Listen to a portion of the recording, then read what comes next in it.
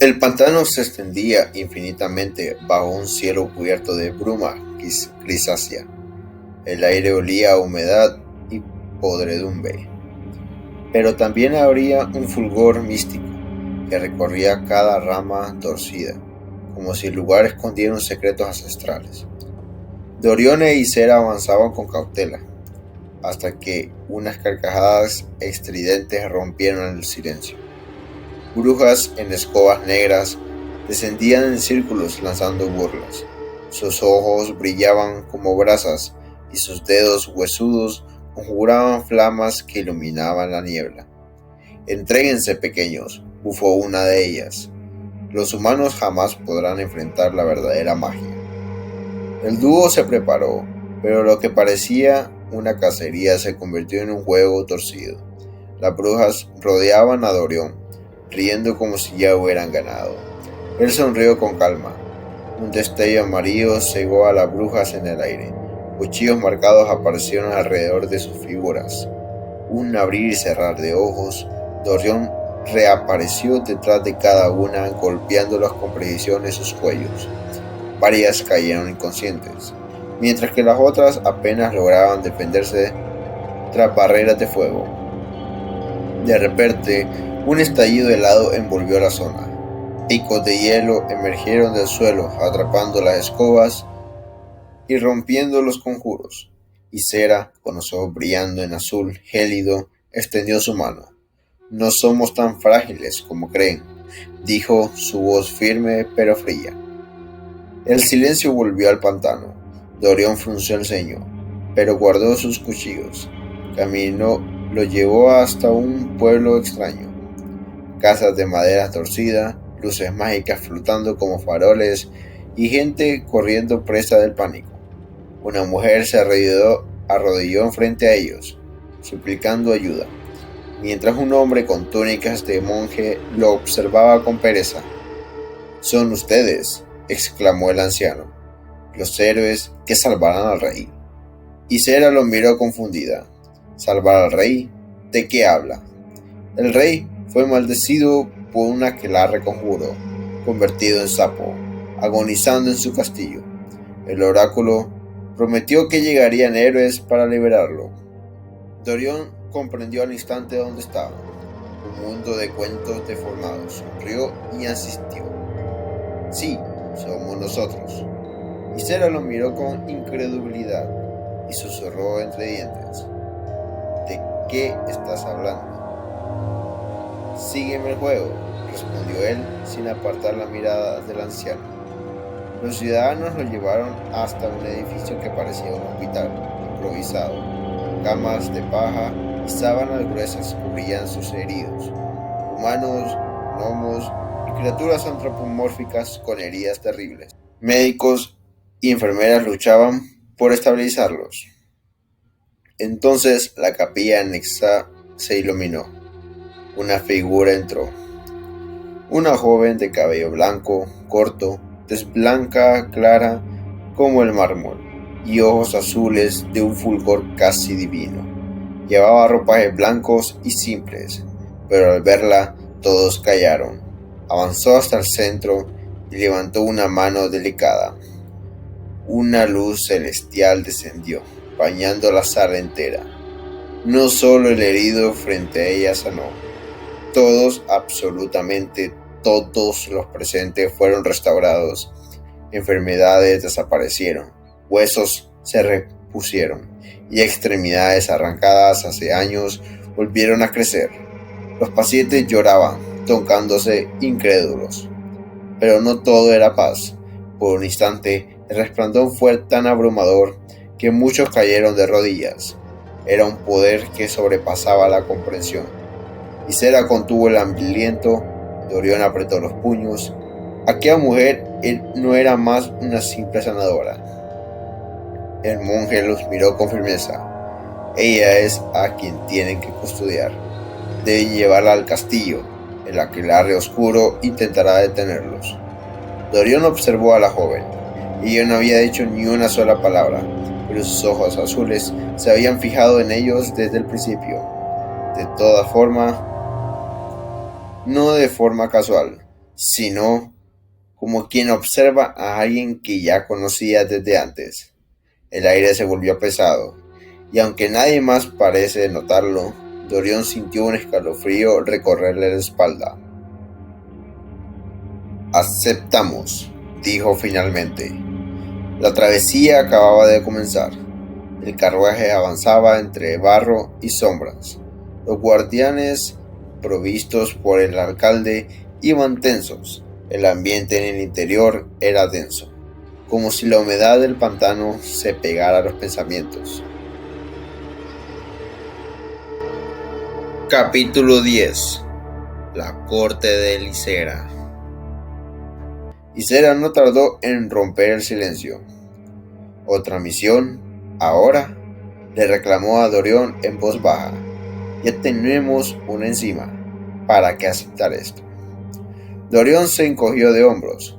Miró a la mujer blanca que viajaba frente a ellos. Ella lo escuchaba sin moverse, una calma que resultaba inquietante. «Relájate», respondió Dorión. «Este mundo es muy caricaturesco. Además, la ayudamos y listo, tenemos tiempo». Ysera resopló, pero antes de que siguiera, el carruaje se detuvo de golpe. Los guardianes se pusieron en posición. Cuando unos pasos, un grupo de cazarrecompensas emergió de entre los juncos, tipos rudos con miradas calculadoras y armas en mano. Al frente iban dos figuras que destacaban: un hombre con capucha que se hacía llamar Robin Hood, y a su lado un lobo antropomórfico que les habló con desprecio fingido. «Esa mujer vale mucha plata», dijo el lobo con una sonrisa canina. «Si me dan su cabeza, los dejaré en paz». Los guardias reaccionaron, desenvainando sus espadas, dispuestos a pelear por el pago del alcalde. La escaramuza fue breve y desigual. Los bandidos eran veteranos, y la formación improvisada de los guardias no bastó. Flechas y disparos, luego un asalto directo. En minutos la línea de defensa quedó rota, y los guardias cayeron heridos, fuera de combate. Ysera fue a abalanzarse, pero Dorión la detuvo con un ligero empujón. Quería ver algo. Los bandidos se acercaban al carruaje, con los pasos seguros, pensando que tendrían a la mujer fácil. Ella salió del vehículo con indiferencia, como si saludara a viejos conocidos. El lobo bufó y burló. Comentó que no tenían escapatoria. «Aún les quedan dos guardias», respondió la mujer sin alzar la voz, y su mirada se posó en Dorión e Ysera con algo parecido a la curiosidad. Los bandidos miraron a ambos. Confundidos por la actitud despreocupada, preguntaron qué estaban haciendo. Dorión y Ysera miraron por un instante. «Es aburrido», dijo Dorión en voz alta, y sin más se arrojó a jugar con Ysera a un piedra, papel o tijera.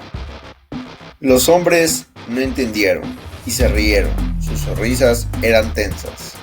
Dorión ganó con un gesto rápido, y en el mismo movimiento sus ojos se tornaron dorados. Hizo una seña con sus dedos, y como si se multiplicara, aparecieron 10 clones a su lado. Cada clon tomó una daga, y con una coreografía fría lanzó las hojas al aire. Las dagas no impactaron a nadie de inmediato, rozaron las telas, los brazos y el polvo. En un segundo todos los clones se movieron, y en cadena derribaron a los bandidos en menos de lo que tardó un latido. Los atacantes estaban en el suelo. Solo el lobo quedó en pie. Miró a Dorión con los ojos desorbitados. Por un instante se sintió el silencio absoluto. Dorión sonrió al animal. Presa del miedo, huyó en 4 patas como si su orgullo se hubiese quebrado. Ysera se agachó, recogiéndose el aliento. «¿Lo dejaste ir?», preguntó más enfadada que preocupada. Podría traer refuerzos. Es mejor así, contestó Dorión con naturalidad. Será más entretenido. Y si la bruja viene tras nosotros, la cazarán. Los aventureros que quedaban se acercaron a ver el carruaje, ahora maltrecho. Decidieron continuar a pie. Las ruedas no volvían a andar con tantos daños, y el día avanzaba. Anduvieron un par de horas hasta llegar a una casa pequeña y cuidada. Afuera, a la vereda, un niño hecho de porcelana jugaba con una ruedita. La base del juguete brillaba con un barniz perfecto. La mujer blanca se acercó y le tocó la cabeza con ternura. Al instante, los padres salieron corriendo, abrazándola como si fuera una vieja amiga. «¡Hada madrina!», exclamó una voz quebrada. «¡Llegaste!». Dorión y Cera se miraron sorprendidos. Los recibieron con hospitalidad y prisa. La noche venía y había que cenar. En la mesa, entre platos abundantes, los padres contaron historias, como el hada las había salvado más de una vez, cómo curaba cosechas y curaba a los enfermos. La mujer apenas sonrió, y aquella noche, por primera vez, habló suavemente, una palabra que al decirla parecía apagar el ruido del mundo. Gracias. Había algo en ese agradecimiento que no era solo cortesía. Dorión sintió una calma conocida, como si la palabra hubiera tocado en él que había estado dormido. Y Cera, por su parte, quedó mirando la llama de la vela, pensativa. Comieron como no habían comido en semanas, pero cuando la mesa se guardó y las velas se consumieron, ninguno logró conciliar el sueño. El rostro de la mujer, aquella sonrisa, les rondaba la mente. La sensación fue la misma. Estaban en un cuento dulce y peligroso, y la paz nocturna no era más que una pausa antes de la siguiente prueba. El carruaje quedó atrás. El sol empezaba a tender sombras largas cuando el camino los llevó por un páramo donde un grupo de enanos cantaban melodías antiguas, afinando el ánimo con voces graves y sencillas. El aire parecía menos pesado. Por un rato, como si la música limpiara algo en la bruma. Mientras caminaba, Dorión aprovechó la calma para preguntarle a la mujer blanca lo que nunca les había dicho. «¿Por qué ayudas al rey?», preguntó directo. Ella lo miró con la misma calma que siempre tenía y contestó sin dramatismos. «No es por él, es por algo más. Forma parte de un plan». Las palabras no dijeron mucho. El dúo se quedó en silencio incómodo y la mujer añadió con una ligera sonrisa. «¿Están bien? ¿Quieren descansar? Puedo invitarlos esta noche a una fiesta». Dorión y Cera pusieron excusas, que no eran de allí, no estaban solo por la misión. Aún así, la mujer se mostró satisfecha, como si ya hubiera obtenido lo que quería. El castillo era más grande de lo que imaginaba. Torres de caramelo, almenas de cristal, guardias con armaduras brillantes y un aire de cuento. No les dieron tiempo de entretenerse. Apenas entraron en el patio, un rugido los hizo temblar de piedra. Un dragón se abatió desde una torre, escupiendo fuego que parecía corroer las defensas. Los soldados dispararon y blandieron armas encantadas. Sin embargo, las flechas rebotaban como si fueran de papel. Las maldiciones y encantamientos no lograron herirle. Algo en la criatura la hacía inmune a las reglas del propio mundo. El monstruo avanzó confiado, con ojos como carbones encendidos. Dorión y Cera no dudaron. Sabían que no podían enfrentarlo como un ejército común. Dorión marcó puntos en sus cuchillos. Un anillo acupió alrededor de las torres. Sus ojos se doraron. En un parpadeo se movió a través de los anclajes, entrando y saliendo como un relámpago. Cada salto terminaba en un golpe certero. Cuando el dragón cargó contra la primera línea, Dorión concentró el aire entre varios anclajes y lanzó una esfera de impacto que le atizó en la costilla. El golpe sacudió al monstruo, pero no lo derribó. Ysera trabajó en sincronía. Su hielo ya no era tosco. De la tierra surgieron picos que anclaron las patas del dragón. Una capa helada cubrió parte de sus escamas, ralentizando sus ataques. Una orden muda de Dorion e Ysera formó una trampa en el aire. Los movimientos del dragón se volvieron torpes y, cuando el animal intentó escapar, resbaló y chocó contra una torre baja. Entre duendes, gnomos y soldados de dulce, la criatura y milicianos que funcionaban como ganchos y lazos lograron atarlo provisionalmente. El dragón gruñó palabras en un lenguaje extraño y con voz cavernosa lanzó una advertencia que heló la sangre de los presentes. Nada es lo que parece. Mientras los últimos hilos de la contienda se tensaban, la mujer blanca subió sin prisa al altar elevado, como si algo dentro del castillo la llamase. Dorion sintió que la escena se apagaba alrededor de ese punto, como si la sala contuviera el aliento ante lo que iba a ocurrir. Entre los muros, la luz tembló y surgió una masa viscosa de color negro, como aceite moviéndose con voluntad. El líquido se agitó y de su superficie brotaron formas que no respetaban geometría. Cuando Dorion e Ysera se dispusieron a atacar, un fenómeno extraño a los dos. El espacio entre ellos y la masa se dobló, como si una membrana invisible comprimiera su trayectoria. Sus espadas y sus hechizos se toparon con una resistencia que no era física. El aire a sí mismo se negaba a trasladar su fuerza hacia el objetivo. La criatura de la sombra se disolvía y volvía a formarse. En el proceso dejaba entrever figuras que se retorcían.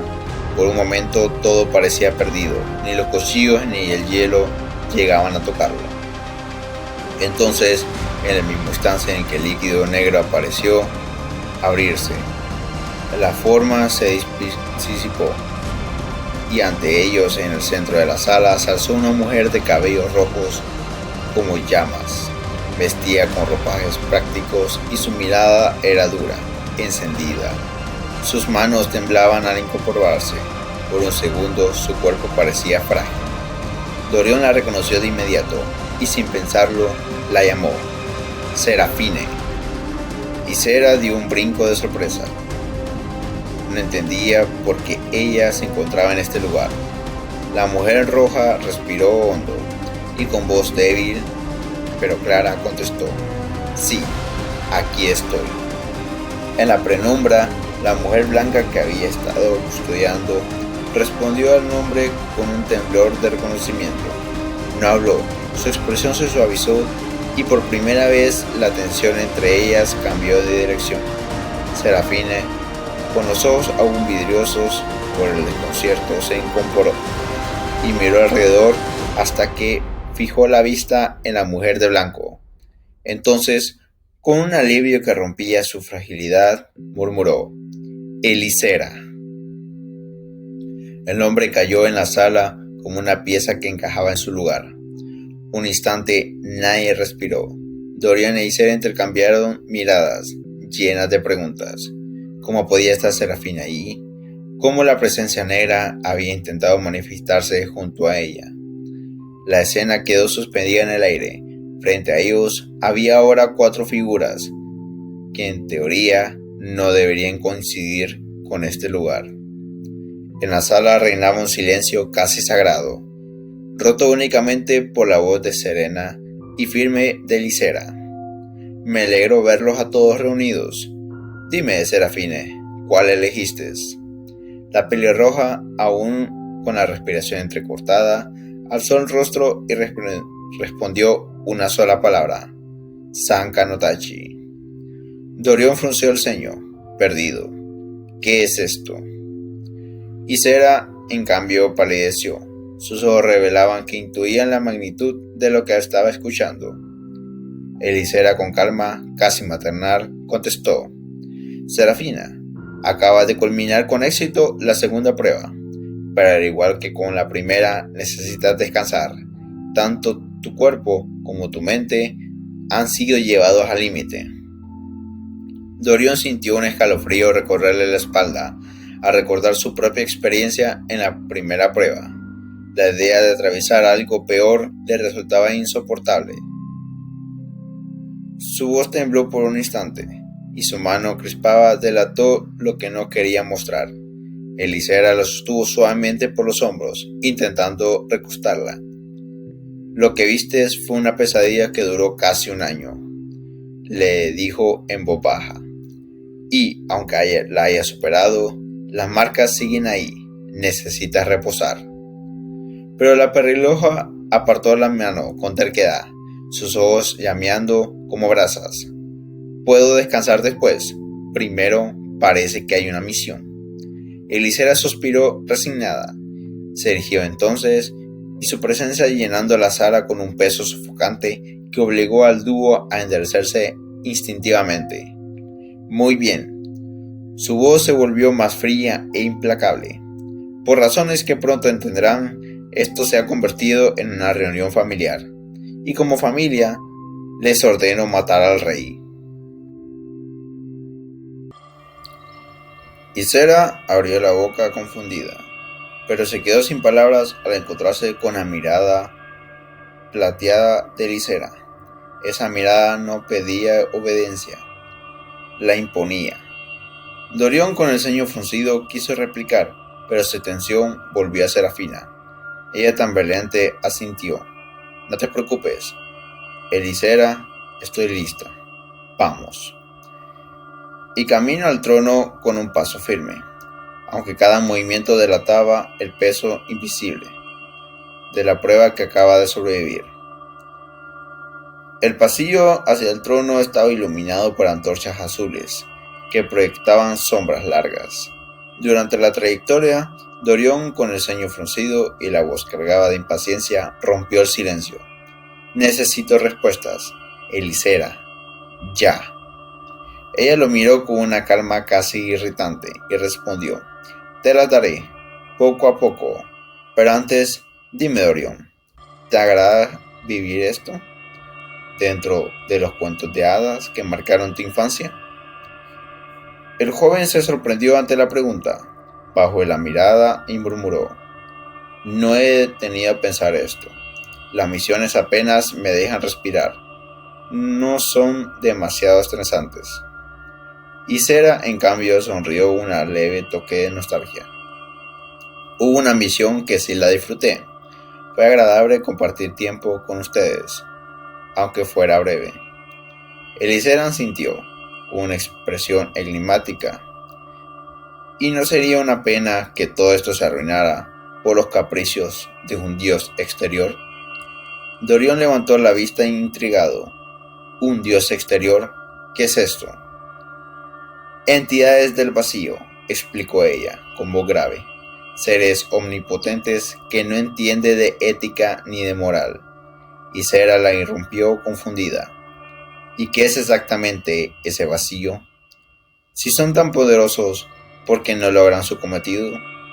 Elisera sonrió, como si la respuesta fuera demasiado obvia para ella. El vacío es la nada que existe fuera de toda creación, y no logra avanzar del todo por dos razones: nosotros y el Dios creador de cada universo. Se detuvo un instante, mirándolos como si buscara asegurarse de que entendieran. Imaginen un cuerpo sano. Para que un dios Foreigner logre entrar, primero deben matar al dios creador de ese universo, o sea, enfermarlo, como un virus que invade y debilita el cuerpo. Y si ese virus permanece demasiado tiempo dentro, más difícil resulta sanarlo. Dorian e Ysera se miraron entre sí, intentando procesar la comparación. Ysera continuó. Nosotros, los Protai, somos la pastilla, la vacuna. Los tres se quedaron en silencio, confundidos por la magnitud de la revelación. Serafina, apoyándose en la pared, habló con una voz cansada pero firme. Entonces, ¿por eso las misiones se dividen en categorías? Exacto, asintió Ysera. Cada grado refleja el nivel de infección. Dorion respiró hondo, intrigado. Y, si es así, ¿quién es el médico? Eliseo entrecerró los ojos, dejando que el aire de misterio cubriera sus palabras. La respuesta tendrá que esperar para conocerla. El grupo llegó al final de la cámara del rey. Las puertas se abrieron con un estruendo grave, revelando en la sala, majestuosa y siniestra. En el centro, sentado en su trono, estaba un monarca. Aunque no tenía forma humana, ante ellos se alzaba un sapo grotesco, de casi 2 metros de altura, con una corona torcida sobre su cabeza viscosa. Eliseo dio un paso al frente, y con una cordialidad helada los saludó. Luego giró hacia el dúo. Ahí lo tienen. Ahora mátenlo.